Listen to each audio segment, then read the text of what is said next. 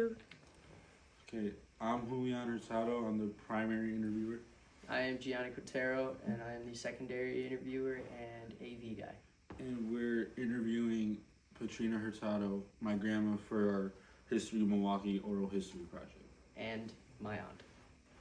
Okay, so we like to start off with like some current personal facts, like for your first name or middle name, then current last name, and then current or most recent occupations that you have.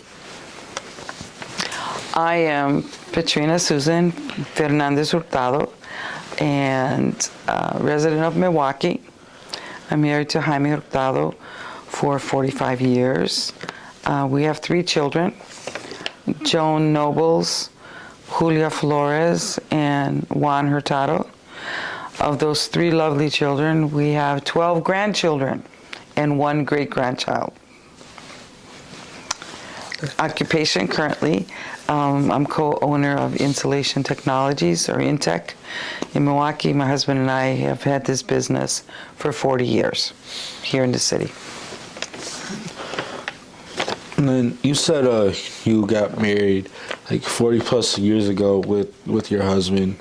When did you guys get married, and where did you guys get married? In Milwaukee, Wisconsin. We were married on December 12th, so Feast of Our Lady of Guadalupe here. And we had our marriage blessed at St. Francis of Assisi Church.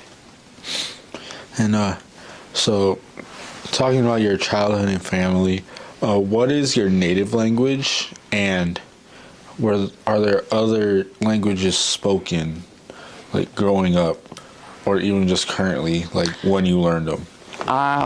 Yes, speak English. We grew up speaking English, but I do also speak Spanish.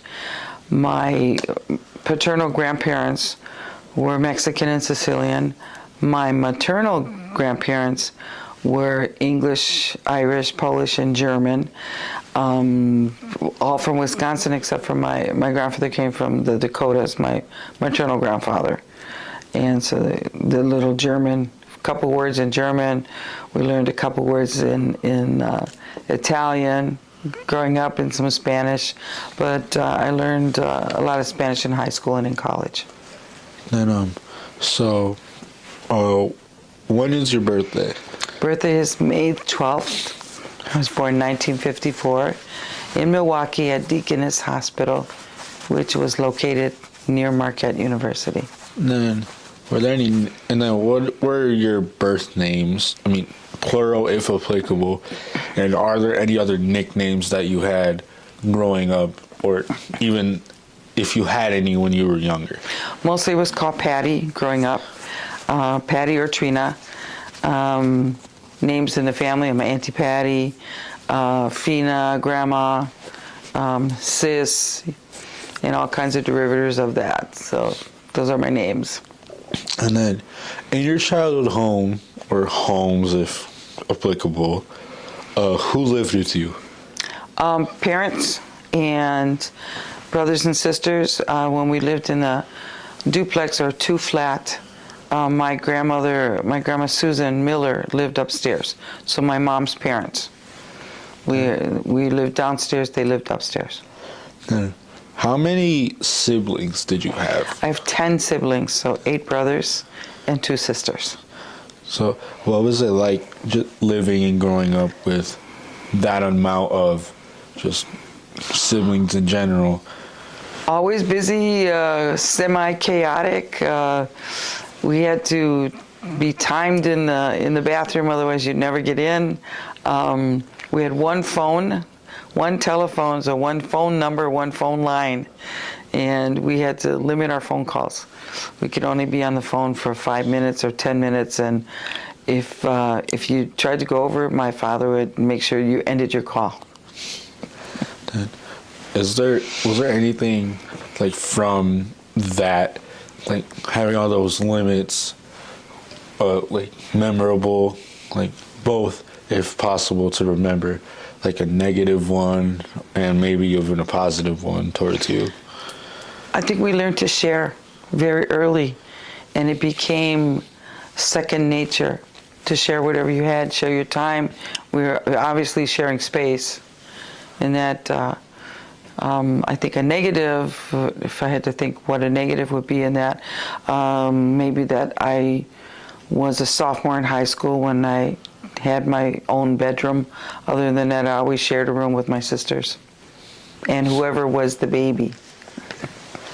And then, so to talk about your father, what occupations did he have, and like which places did he work at? My father worked for American Can when I was very young, and they made aluminum cans for the beer industry and for soda, the soda industry here in Milwaukee. He worked at Pabst Brewery for a little while, close to home, and then went to work for Eastside Painting and Mason Painting, and was a painter and a woodworker for many years until he purchased a neighborhood tavern and bar and opened a business then, half a block from our house. And with all those different jobs that he had, like the woodworking, the bar owning, and you said he painted too, was there ever times where he took you to his work sites, and even times where he brought some of his products, like stuff that either he made, if he made them, or that were just made in his work that benefited you guys as a family and benefited your home? In those days, there was no taking your children to your work. They didn't have those kind of celebration days. All the end tables and the coffee table and our dining room table, my father refinished. So we had some of his skills, and the product was always in our home.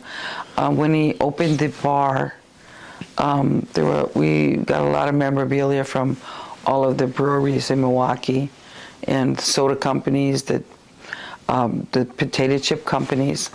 So we always had lots of snacks that we got as a benefit of the bar.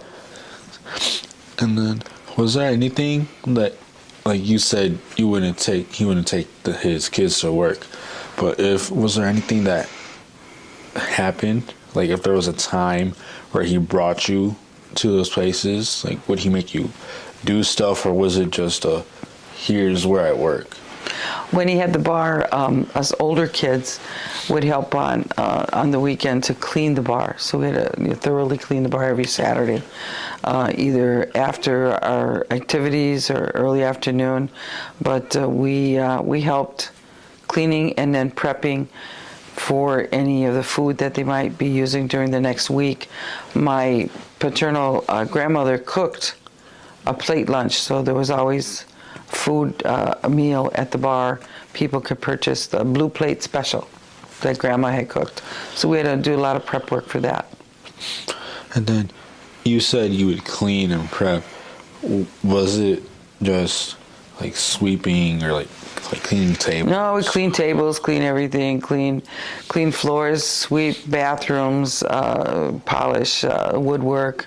We did it all. Then would he ever have you like prepare the drinks, or would No.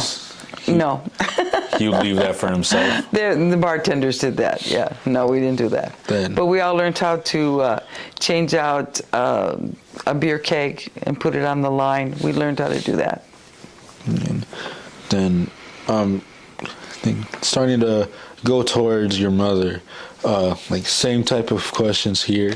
Like what occupations did she have, and like where were the locations that she worked? My mom was a homemaker until I was around 10, 11. And then she went to work out of the home at Weinberg Shoe Company. This is around the same time that my father had opened the bar. So she would help in the bar and also at Weinberg, which was located 2 blocks from our house. Later, when I was in high school, my mom went to work for Blue Cross Blue Shield, and she worked there until she retired. I mean, same thing with her. Was there anything that she brought from her workplaces that you guys would use? And did you ever see like the areas and the places that she worked? We saw the office building for Weinberg because we had walked to to meet her sometimes. And we knew what door she would be come out of so she could walk home with us. At times she would bring shoes, but then they didn't have children's shoes, so it was men's shoes at that point. And my father and my grandfather would, get shoes from there. You mentioned that she worked at Blue Cross Blue Shield. Could you go deeper in that? Like, what was it, and what was it that she did specifically? My mom was on a physician's call center, so she would work for claims. Blue Cross Blue Shield was a medical insurance company, and so she was working on a call center that the doctors could access rather than the patients. And then you mentioned that until you were around like 11, 12 is when she went from homemaker to Weinberg. Was there when she started to make that transition where she had to tell you like, oh, you have to be more responsible now, like, you got to do this and that, like watch your siblings more, or was it just inferred when that happened? At that point, I was already helping take care of my brothers and sisters. We were working and helping with the laundry, the ironing, just cleaning the house. I was learning how to cook, having a Sicilian grandmother. We learned how to cook early, lots of Italian foods. My German grandmother, we learned how to make some cookies and baking things. But my mom being gone, I would get home before she did, obviously, from school, so I would help start dinner for everybody.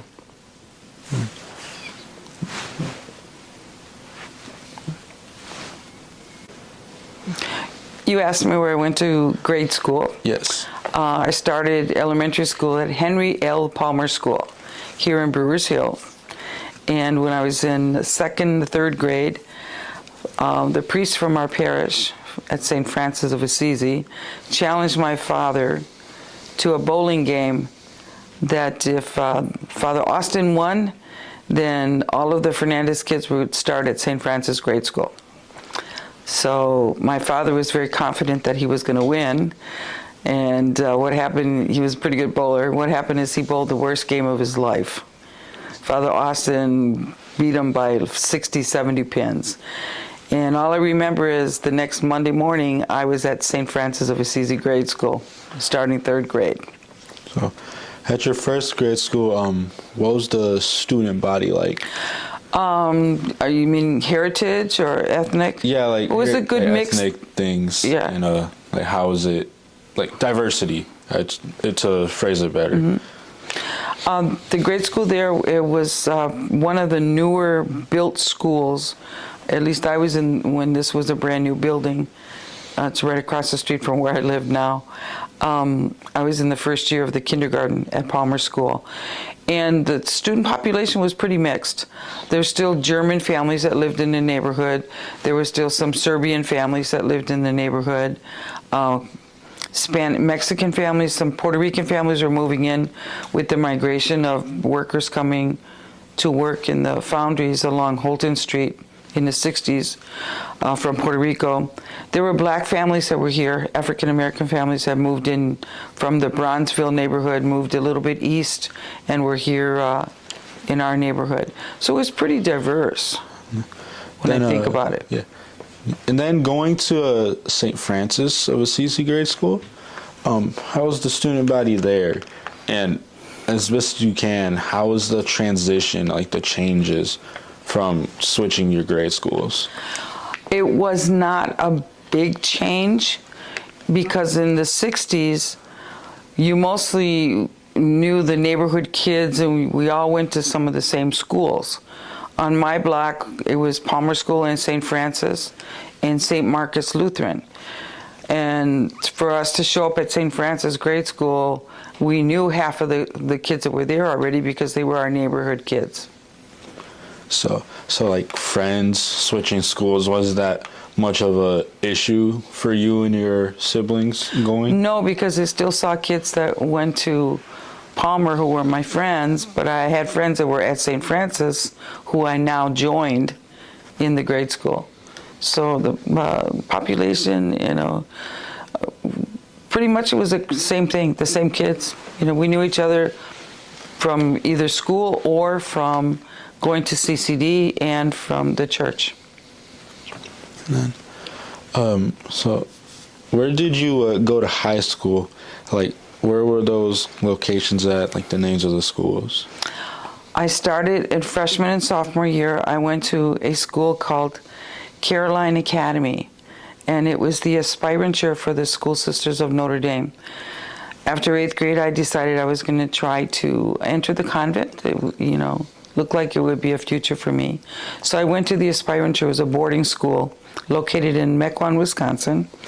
Right now it is the campus of Concordia College, Concordia University. After my sophomore year, the school closed, so I had to come back to Milwaukee to live with my family. And I went to Messmer High School for 2 years at that point, and graduated high school at Messmer. What was the diversity and student body of Caroline like? Caroline Academy was a lot of Caucasian kids, but it was a different student body where I met girls who came from the rural areas then and were interested in entering the convent. So there were kids from the city and from, the countryside. It's a little bit different for me. Then was that change like seeing those different kids from those different areas? Was it hard or like did it feel weird? Did just seeing more kids, or did it feel just like natural, like getting to know them? No, it was pretty good. I was a pretty friendly kid, so I'm very accepting of everybody wherever they came from. To me, it didn't matter if you were from the country or from the city at that point. What was the hardest adjustment going to school there, being out in the country, it was very quiet at night. And I was used to the urban sounds of the city. There were no more sirens. There was no more traffic sounds. One sound that we all talk about in our family is the banging of the flagpole at the school across the street at Palmer School. All of the connectors would bang with the wind, and we always thought it was such a comforting sound to hear it. So I missed hearing those city sounds when I went away to school. And then, do your siblings still talk about that to this day, or is it something that's just a memory and you're like, oh, I miss it when that would happen? No, because now my house where we live is directly across the street from what was Palmer School. It is now George Washington Carver Academy of Science. They have the same flagpole and it makes the same sound. It's very comforting. Then at Messmer, what was that student body population like? Different from Caroline Academy because Caroline Academy was all girls, and then Messmer was co-ed. And the student body was a mix of everybody, very diverse population. Messmer's area was the east side, Shorewood. They drew from Shorewood. They drew from the near west side, from central downtown area. And population of school was probably about 1,200 kids. So it was pretty, pretty full school all the time, but very diverse culturally. Then was that change in diversity hard to get used to? No. It's pretty much the same as the neighborhood, my whole experience, my whole life. Then did you growing up, did you go to any houses of worship? Like, were there multiple, or was there just one that you would go to? Members of St. Francis Parish received all the sacraments there, and our family's been members of that parish on and off since 1930. My mom's family, that was their home parish. So we've been here forever, seems like, but that is home.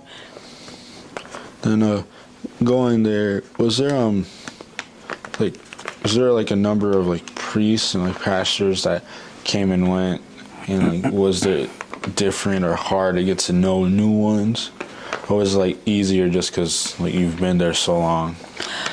We were blessed with that parish being a Franciscan Capuchin parish, and we always had a number of friars who lived in the monastery, and most of them would come and, you know, be involved in the school activities. Of course, if they wanted to play baseball, they knew they had like 80 kids that they could play baseball and football with on the playground at any time. So we always had good relationships with the priests and the nuns who were teaching in the school also. Is there like a favorite moment from your church at all? Like, let's say like as a kid, like growing up, or like just certain activities, like you said, like playing the sports, like just certain sacraments receiving. Is there anything that just sticks out to you? Like yeah. to this day that you remember, like, oh, I loved it when that happened? We had a lot of really good pastors, and one was Father Matthew Gottschalk. Father Matthew was a young priest when he came to the parish and was a little bit older when he was transferred to another one.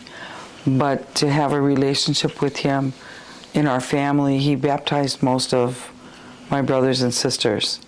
So he was very close to our family.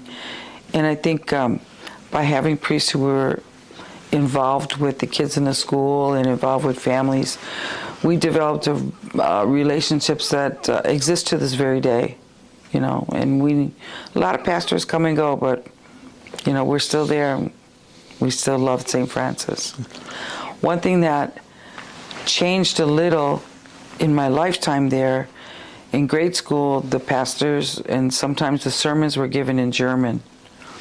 With the changing neighborhood in the 50s and 60s, especially the 60s, that went to the wayside and sermons were given in English. But the parish congregation was changing. It was no longer predominantly German. It was becoming Puerto Rican. It was becoming Mexican. So they had Spanish Mass start in 1968 at St. Francis. The African Catholics were coming there. And so we had a more diverse liturgy by having gospel music. From that, when I was in high school, so we're talking 1970s, we started a youth choir at St. Francis, and we were part of the Inner City Catholic Youth Choir, 110 members from various parishes in the inner city of Milwaukee, and it existed for many, many years under the direction of Arlene Skorowski, very famous person in the city of Milwaukee. And with that, my love for music and my love for liturgy and liturgy planning was born. So I'm still on the liturgy committee to this very day, still in the choir singing at St. Francis.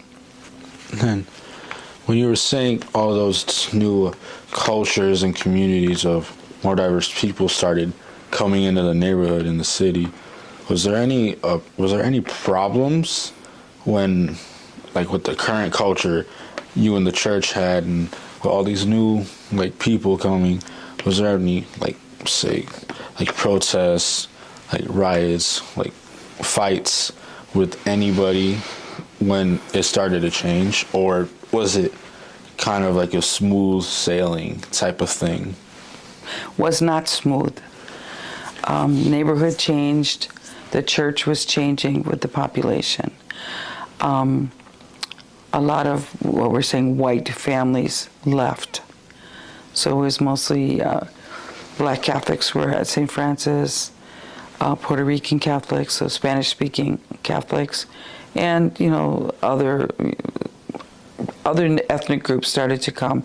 It was a very welcoming place, much different than the streets and the neighborhood around it. In the late 60s, Milwaukee had the riots, the civil rights riots, and St. Francis was very much a part of it, being in close proximity to where the initial riots started. Streets were destroyed. 3rd Street is a a retail area 1 block from the parish. We were on 4th and Brown. 3rd and Brown started the retail area of Upper 3rd Street, and it was basically destroyed during the civil rights riots. And we were involved as children when they closed off the neighborhood. The central city was guarded by the National Guard, and we were in curfew, but we were also in a closed off area. We could not leave to go to the east side, to go to the store. We could move around somewhat within the closed off area, but to this day I'm not sure exactly how far north it went, but I know that it was on Walnut Street to the south of our house, 1 block in, and going west towards where 43, the freeway was. And that was basically our whole neighborhood. It was closed off. We couldn't go anywhere. Groceries had to be sent in. They had milk trucks driven by the police doing deliveries. So it was a very uneasy time. The police had a command post half a block from where I grew up, my house, and they were up on our upper porch, with guns and rifles to protect the neighborhood, to make sure that people weren't going to be hurt. But it was a very uneasy time in Milwaukee. You said you were a child when those riots were happening. How was that like, just being there, like you, and then also like any siblings that were around at the time, and your parents, like, it was probably scary. So how like scary was it for you guys, and was there any time that like either you guys had to do something, or did something almost happen to you? Well, I know that they wouldn't let us, our parents wouldn't let us sleep in the rooms that were toward the front of our house. We had to take the bedrooms to the back, and in fact, in the upper unit of my parents' house, we kind of like slept on the floor in the dining room for weeks, because they didn't want anybody, to be near the windows, just to protect ourselves. We didn't fully understand what was going on. When they talked about race riots, civil unrest, we didn't know what that meant, because our friends were everybody. We didn't know that people didn't get along. For us, we always got along. So it was just a different kind of education that we learned, sleeping on the floor. I do remember having to go out the basement door, which in my parents' house kind of opened into the alley that went south towards Walnut Street, which is now Pleasant Street. My grandparents were waiting for us at the railroad tracks from Schlitz Brewery. They had a wagon full of groceries and food that my grandmother had cooked for us. They wanted to make sure we had food. So we went down. They had called and said they were coming. The police would not let them in, and they wouldn't let us out, but they let the food through, Grandma's food was always good anytime. And that probably helped a lot with like the food situation. Mm-hmm. Yeah, there were no stores open. Then, was there anything from those riots that you like witnessed yourself happen that you like remember clearly, or just even remember that it just happened? And like, did you have to, like, being like the oldest girl, was there ever a time where you like shielded your younger siblings away to make sure they didn't see it, so only like you could, and you didn't have to like let them see like the horrific things that were happening? Not personally. We could hear sirens, we could hear gunshots, noise, helicopters. The sound, I think, that I remember most vividly is the sound of the military trucks, those motors. I remember that, and it was running all the time. The truck was right in front of our house on the street, and that's a sound that I remember from that time during the riots.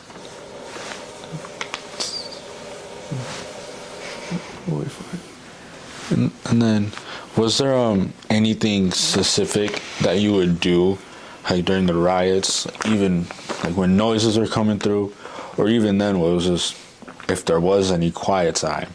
Like, is there anything specific that you and your siblings would just like to block everything out, like try to forget and just like divert like your thoughts to something else so you wouldn't have to think about what's going on outside? I think we played a lot of games. We had a lot of board games.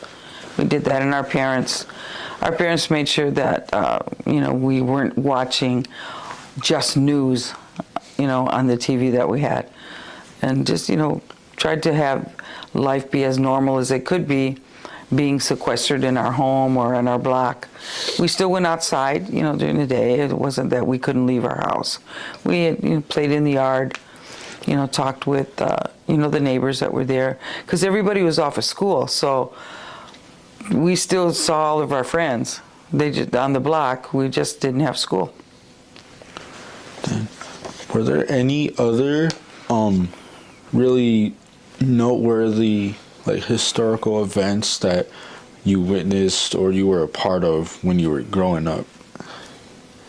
Like, it could be protests, like being members of something, or even just like marches or small things that are significant in Milwaukee's history. Yes. 7th and 8th grade, I became a member of the NAACP, and I was part of grade school kids who worked with Father James Groppi on the open housing marches. And we were Catholic youth, Catholic students, and we participated in some of those protests that were happening, crossing the 16th Street Viaduct, marching, for open housing, so anybody could, have the right to live anywhere they wanted in the city. So I was part of that in grade school, doing that.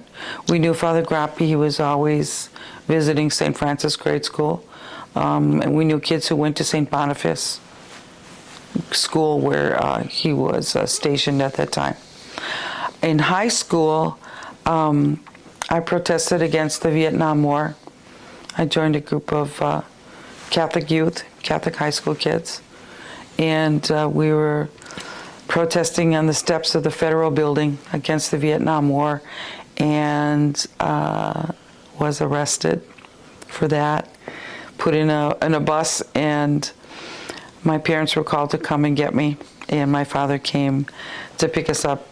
They didn't take us to the jail or courthouse, we didn't have a trial, but they did say we're all arrested and get on the bus. So my father had to get me off, and at that time I was at the convent school, and I didn't get to go back to the boarding school for a week. My father kept me at home here in Milwaukee, and then finally got to return to the school. But I did protest against the Vietnam War, and I was very active in the Catholic youth movement for the Archdiocese of Milwaukee at that time. So there were a lot of kids I knew from there. So, my bad. So what did your parents think about you joining these different movements? They weren't against it. They, I guess there was some fear. My mom would say, be careful, be careful, because we're mixed heritage kids. We have Sicilian, a Sicilian background, a Mexican background. My mom was mostly Milwaukee German, so a little English, Irish, Native American, and we didn't look any different than some kids from, I'd say, from the suburbs. But my parents were always afraid that we would stick out and be spotted as being too different, and that we could be a target, and they were afraid for that. When I protested the Vietnam War, my father I remember my father saying to me, "Come on, I know, okay, you're against the war, but don't get arrested. You know, it's going to stay in your record. You know, everybody's going to, you know, look at this when you're older and say, look at, she got arrested." For me, it was like a badge of honor at that point. So I didn't want to argue with my parents. But I still went, you know, when there was justice issues, protest, you know, still did it. I would do it today.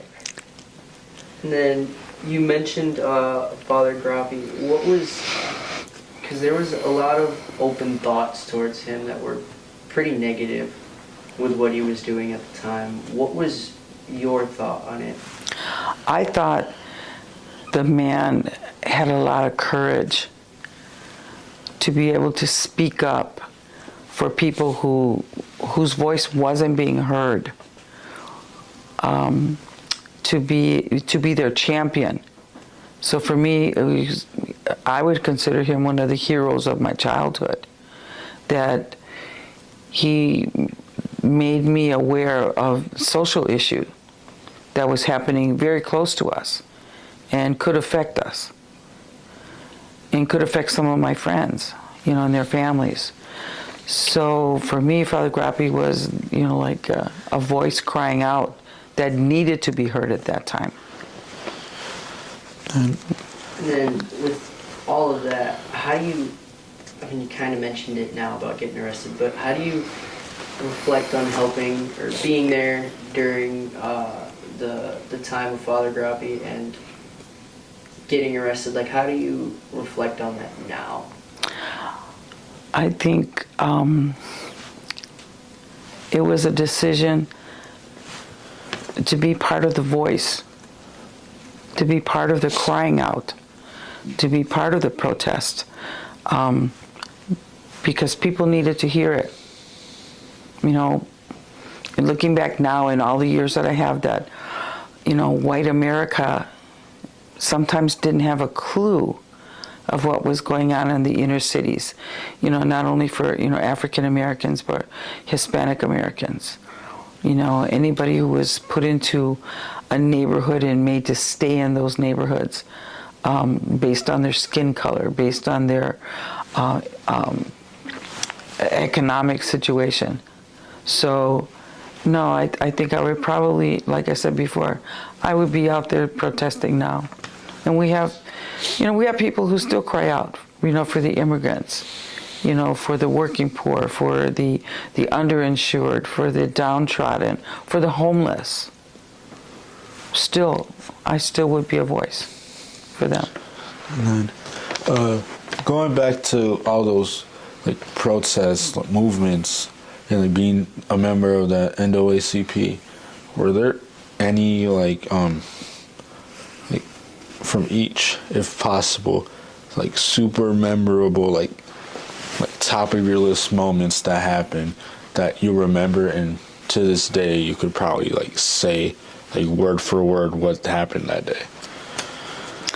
I think the first time that I was in a march that went across the 16th Street Viaduct, for me, my experience of going across that bridge was always with my parents going to shop on the south side or visit relatives over there. And that time walking in with the group in protest was the first time I saw angry faces looking back at me. And I remember how scared that made me feel, but also how, and I think back about how unbelievably mean people could be without thinking, when the people walking in front of them could be their neighbors, and they were so angry, and just angry about people wanting, you know, decent housing and the right to have a house wherever. Do you think that, because, I mean, things like that are still around today, do you think that it would help at all if there was a person like Father Groppi around today? I think it's always good to have a voice that's crying out, a voice that of a person who could be who's respected in the community. someone who is not afraid, who doesn't have fear of speaking, doesn't have fear of being heard either. But I think sometimes champions are needed, leaders are needed to speak in protest, but also to speak in support of an issue. We have to have social justice heroes and champions today. And we have them. We have them. So many more people now are not afraid to speak out, you know. And then, again with that, why, during that whole time that all of this was going on, why did you and your family choose to stay in Milwaukee instead of leaving? Well, it's funny, interesting you asked that, because my parents were always looking for a bigger house, because there was a lot of us. And what they realized is, for the money that we had for savings and for the size of house that we needed, it wasn't going to happen in our lifetime. You know, where you're going to find a place with 7 bedrooms. Not many of those places existed in the world. So what happened is we just stayed, because we never really found a house and never had a house that we could afford. My dad worked in the city, and for us to go all the way out of the city to come back into the city to work and go to school, it kind of didn't make sense.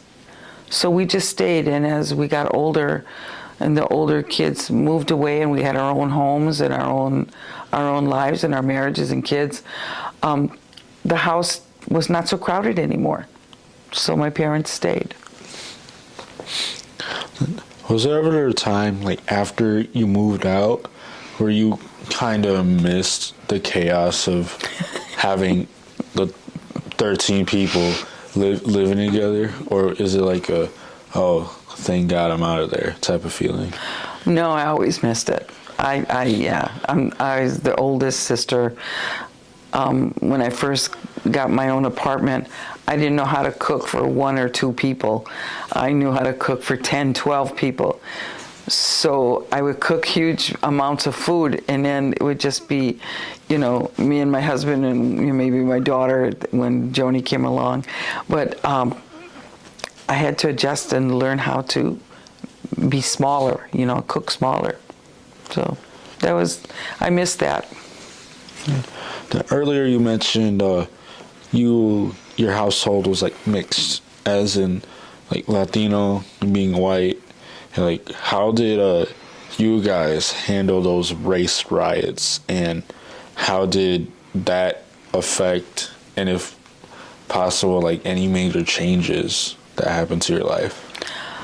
I don't think we thought of ourselves as so ethnic. For us, we just understood that we had a background, we had a heritage that had all of these cultures. And for us, it was normal. I don't think we put a lot of emphasis on, how to react and how to be with each other when we already were. It was just part of our lives. We were brought up to accept people for their character and their value as a person, not the color of their skin. Then, were there any childhood or adolescent experiences that you remember, like to this day? And were there any like certain like activities or hobbies that you did that were like kind of your favorite growing up, and then like today you remember, oh, I loved when I like either played an instrument, or like you mentioned earlier, you sang? I was always in the choir, even in grade school. So choir and theater, I pretty much did that my whole life. As children, we were part of a bowling league, so we went bowling on Saturday mornings at the neighborhood bowling alley. My dad was a bowler, hence how we got to St. Francis. So we were in the children's league for many years on Saturday mornings. It was always fun to go and do, that sport.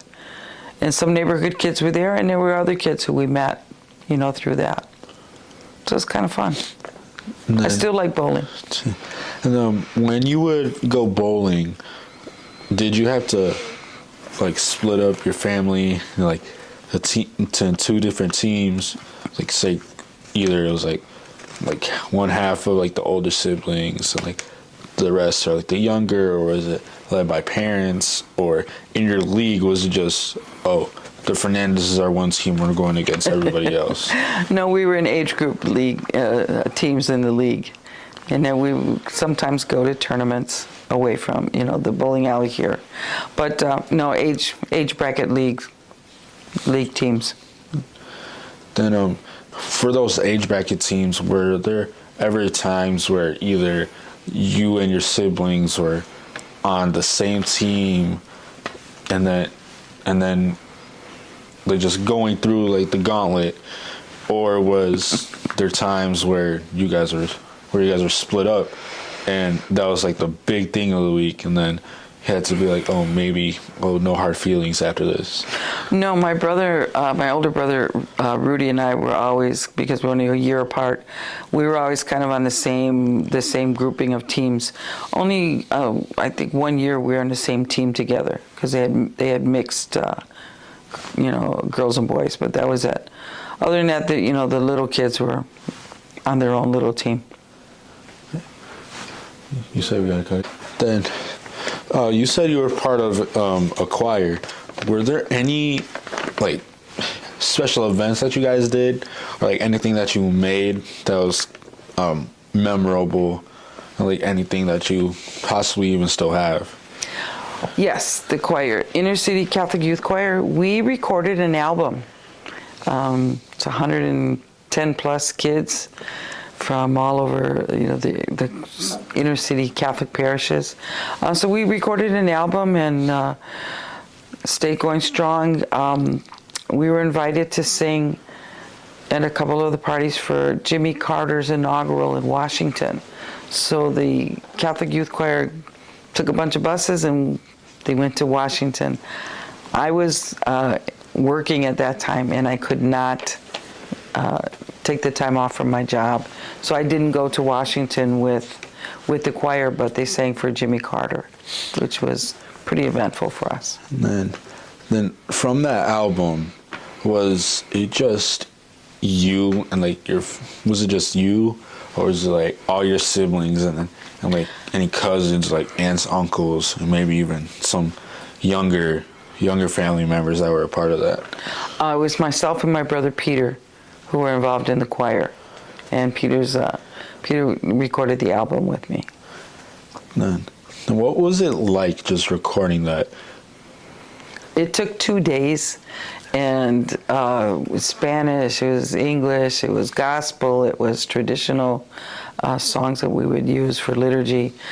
But I think the whole experience of being with all those kids to make a product, it's tremendous, just tremendous. They really understand what it takes to put out an album. It's a lot of work.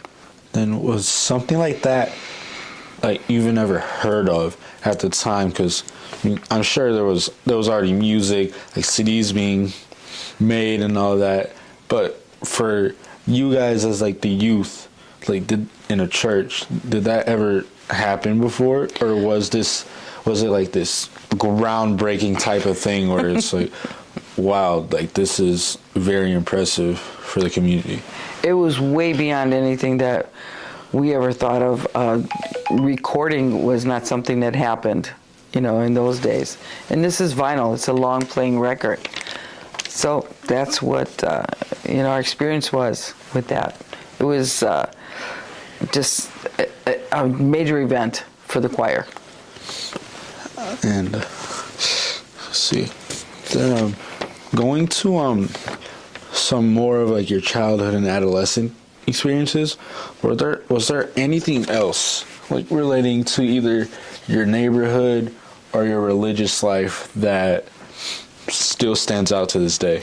When I think back of where my where my social life was, everything we did was basically through church. CYO, basketball, volleyball, the bowling team from the church, choir, any of the choir activities. It was based out of what we had going at the parish, how we interacted with events for Catholic youth in the Archdiocese. So I did a lot of stuff, through church, and that was my social outlet. Speaking of that, what's the difference between what you had done back then, like that in the church, and kind of now? Like, is it the same, or does it kind of feel different as time goes by? I think for your generation, you have more opportunities outside of your school or your parish or your church experience. Teams, there's club teams now for sports. We never thought, we didn't have those things here in the city for us. It was always a school team or the church team, the church league. For having opportunities to join a writing club through the university, you had to be invited in those days. So we didn't have a whole lot of those opportunities that just fell in our laps. So most of our social life was through church and school. Then, were there any, just for how long you've been a part of St. Francis, like you said, pretty much since the start of your life to current time, were there any huge changes in the church, like how it affected, if any, how it affected, the church, and your community and your family as a whole, and how, if possible, it changed your participation in church? After the riots, the civil riots in Milwaukee, the face of the parish changed. A lot of the white Caucasian members were now moving out of the city, so they were leaving the parish. New faces were coming, so there were more black Catholics coming to St. Francis. There were more Hispanics, Spanish-speaking Catholics moving into the neighborhood. As the neighborhood had changed, so did the face of the church. As for how that affected my family, just different people became our friends and became our partners, on the bowling team or on the sports teams from the church and the school, or just participating in the other events at church. The faces became, more diverse. So you talked about how your family kind of felt when that happened. How kind of did you feel during that with all of these different people? Was it kind of the same, or did it feel different? For us, it was the same, meaning we always were making friends. We always had friends. We were raised that it was the character of the person and not the color of the skin that was important. So to have more brown-skinned people coming to the parish was not a phenomena. It was a natural part of what was happening in our world, in our neighborhood. So no difference. Then when we talked before, you talked about that you thought you were living in a gentrified neighborhood. Could you expand on that? Talk about what that means to you and how you felt labeling your neighborhood as gentrified. As a child, it was a pretty diverse neighborhood. And then like I spoke before, after the civil riots, it became more ethnic. There was a point where our neighborhood here in Brewers Hill became very run down. Very few owner-occupied residences here, mostly rental units. And it didn't add to having a neighborhood pride kind of feeling until the whole remodeling phase started happening here. This area is 15 minutes from the lakefront, walking to the lakefront. It's 15 minutes to walk downtown. It's 25 minutes to walk to Marquette University if you were walking. So it's very centrally located. and very desirable for that. As for gentrification, what started to happen around the neighborhood was more young white professionals were moving in and rehabbing the homes.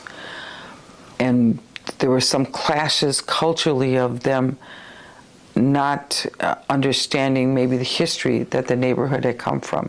You know, it's called Brewers Hill because it was close to the breweries. A lot of the workers lived in our neighborhood. A lot of workers who were involved with the foundries, the tanneries, the chocolate company. Ambrosia Chocolate was downtown. Worked for the breweries, for Weinberg Shoe Company.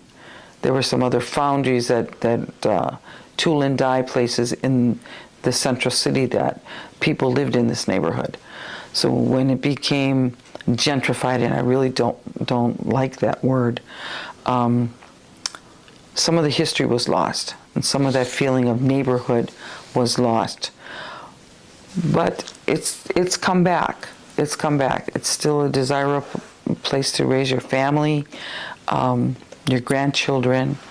Schools are good, neighbors are good, and the home stock, the houses, people have really put a lot of pride into bringing them back to the gems that they were when they were first built, including my own home.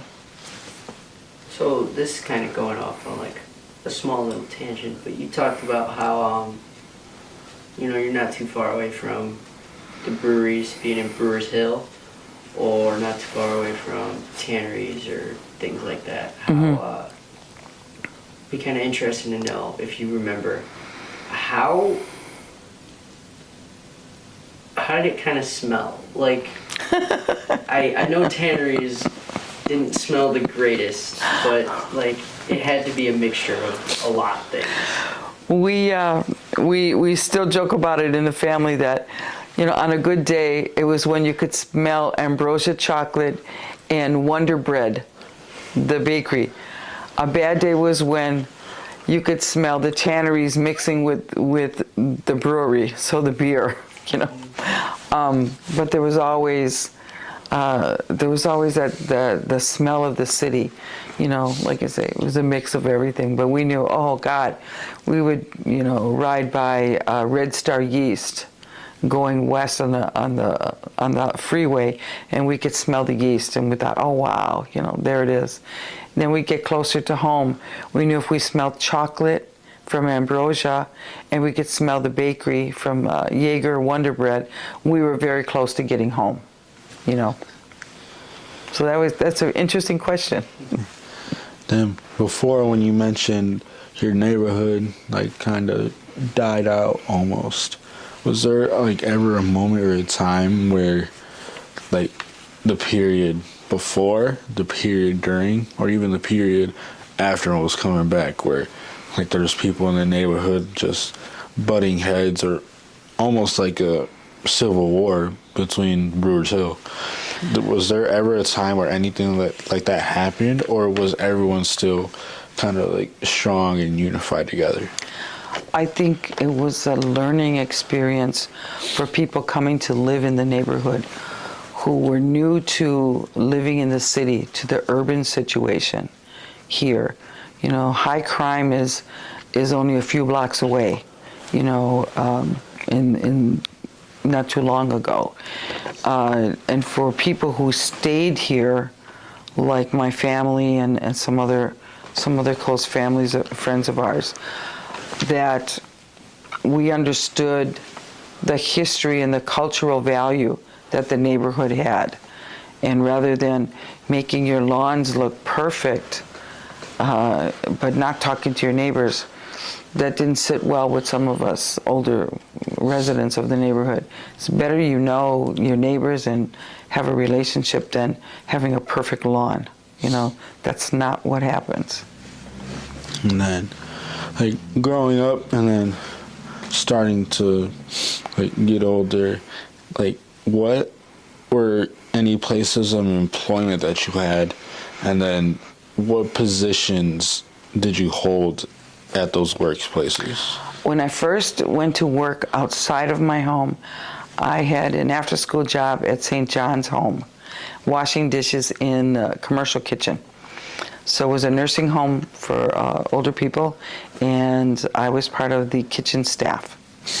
After that, I went to work at the Credit Bureau and some other campus ministry. I was secretary for campus ministry downtown for the Archdiocese while I was in college. And then after college, I went to work at Time Warner Cable after I had my children. So it was a number of years I wasn't in the work field, so I didn't work. So I worked at Time Warner, and then during that time in 1985, my husband started a business, so I became part of the team at Insulation Technologies. And it's been 40 years since we opened our business.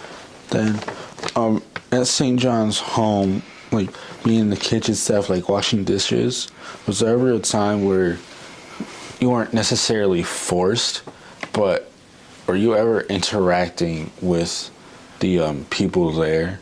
And if so, did you ever hear any, or just in general, did you ever hear any stories from them that were significant in like Milwaukee history, or was it just something that stood out to you like at that workplace? We did interact with the residents of St. John's. Being part of the kitchen staff, we served in the dining room, so I was like a waitress in the dining room, and then we did the dishes. There was times when my cycle for work, I would work and take the food carts up to the floors where people were more in nursing situations rather than ambulatory. So we did, have a lot of interactions with the seniors who lived there.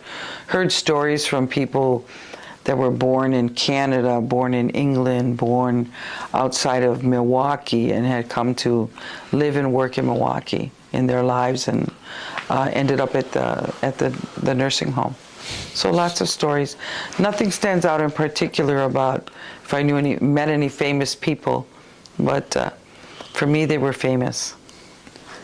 Then, are there any like just certain memories of Milwaukee that stand out to you, like say certain festivals or just like big events, or it could even be just like things you did, or like neighborhood life, like culture changing? As a child, we went to the baseball game a lot. We saw the Braves play when I was younger at County Stadium. Then there was a time when there was no baseball in Milwaukee. And then the Brewers came. They came from Seattle. And got to go to a lot of Brewers game. I myself can say that I met Hank Aaron as a child, and then I was at his last at-bat game when he played for the Brewers, when he ended his career. So baseball was big. Festivals, as a child, we used to always go to St. Rita's and Our Lady of Pompeii for the Italian street festivals as kids, and then later when it became part of Festa Italiana, Mexican Fiesta, Irish Fest, German Fest at the Summerfest grounds. We went to that. Brady Street always had a festival, so we were always on Brady Street with our grandparents who lived on the east side, and so we went to that. In high school, when Summerfest was first starting out, I went to those concerts over there when it was down at the lakefront. So I can say yes, I saw Sly and the Family Stone at Summerfest. This is another kind of random question, but what did you think about the change from the Braves starting out here to no baseball, then going into baseball again, but by a different name of the Brewers? As a kid, we didn't know what it meant to have a baseball team or a professional sports team with the city. We just knew, it's a game. Let's go out there. And these were, almost bigger than life people playing a sport. And we'd sit in the bleachers. We didn't get any, real good seats other than that. And take the bus there. I knew we would do that and come back. The years when there was no baseball, I always liked baseball, so I would listen for the Cubs or the White Sox on the radio until the Brewers came, and I became a Brewer fan.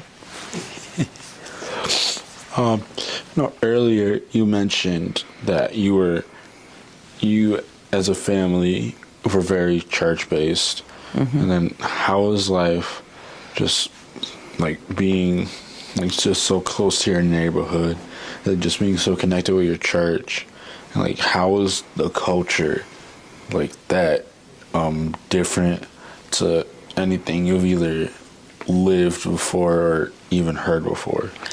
I don't have any other experience, of not having church being a major part of my life. I've always participated, always been in choir. I started to volunteer to be part of the planning committees for liturgies, went off to conferences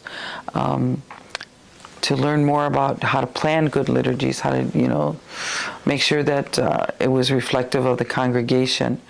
Even physically where we live, I'm walking distance to the church, so I'm still very much in my neighborhood church. So for me, it's part of my everyday life.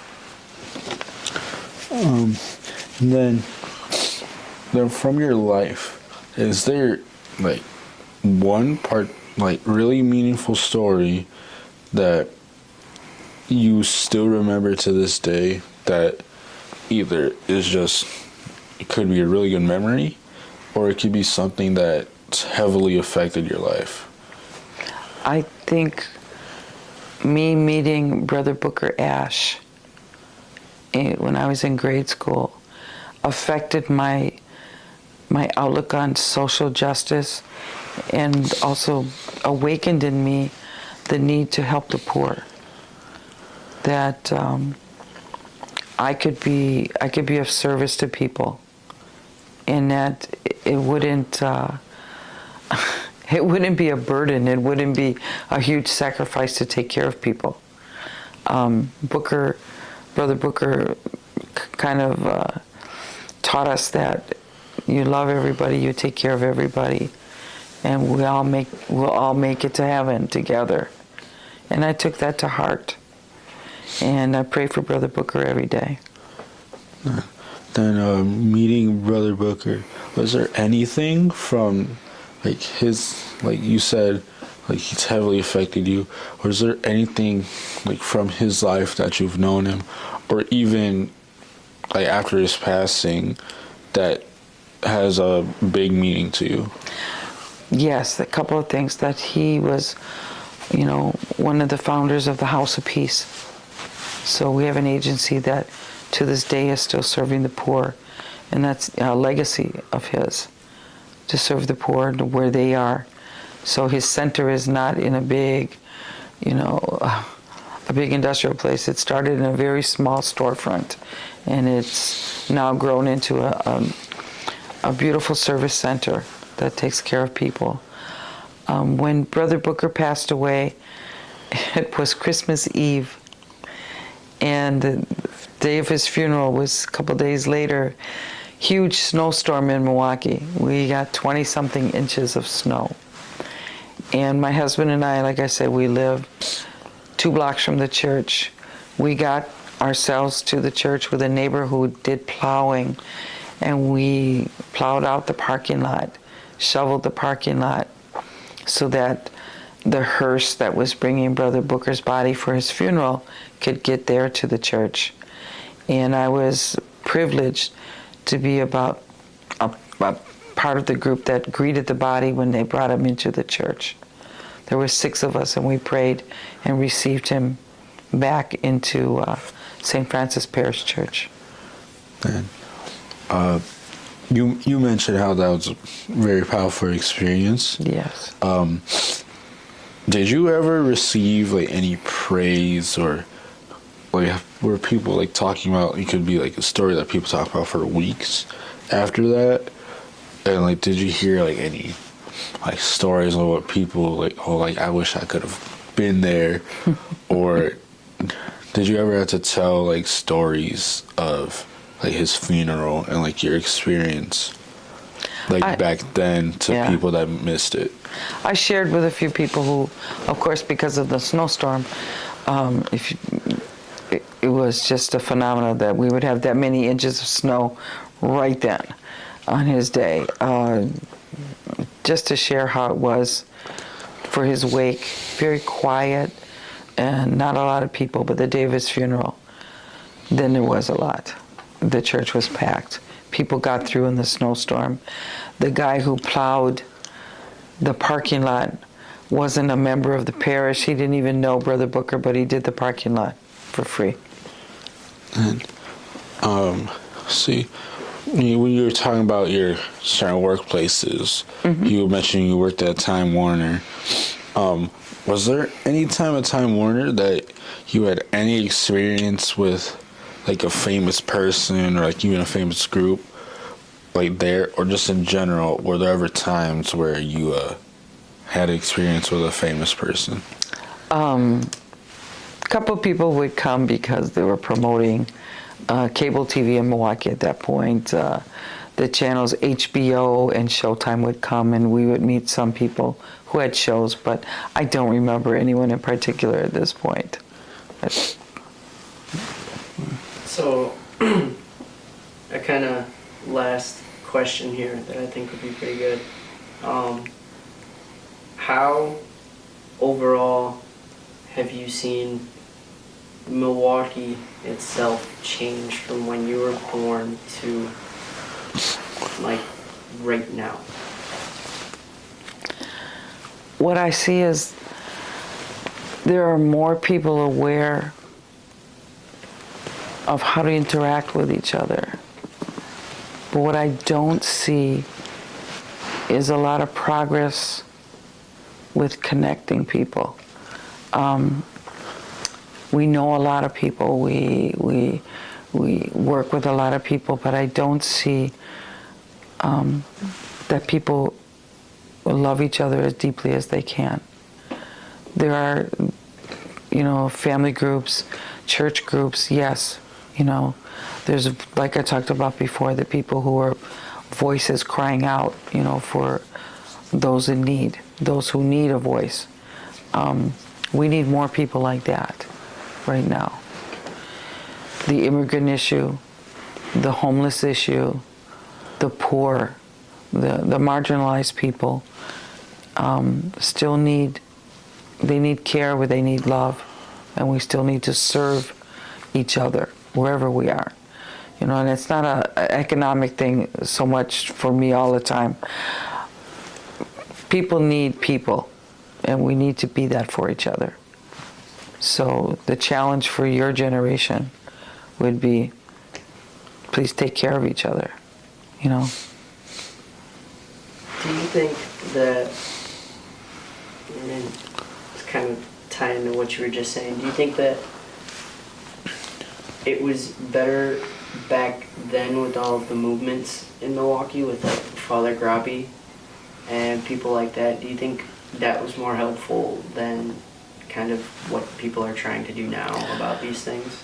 No, I think the voices are still there, the leadership is still there, the movements are still there. We need, I guess what I'm saying, we need to be involved in that still. It's not a done deal, it's not a historic event, that we don't need that anymore. No, we do. We do need it. We need to care for each other, and we need to assure that people in our lives and in our world are taken care of. Gotcha. Well, thank you. Oh, thank you guys. Yeah.